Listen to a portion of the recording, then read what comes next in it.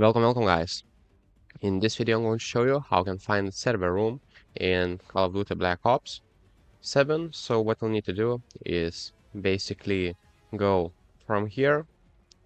You can see on the map from this aisle, go downstairs right here, as you can see. Then you will need to go right here, straight. You'll need to clean right here some hostiles, and after that you will see these doors. Then you can't open it because you'll need here to break an electric thing right here. And after that, you will need to clean right here a lot of hostiles too, so be ready for that. And basically, if you run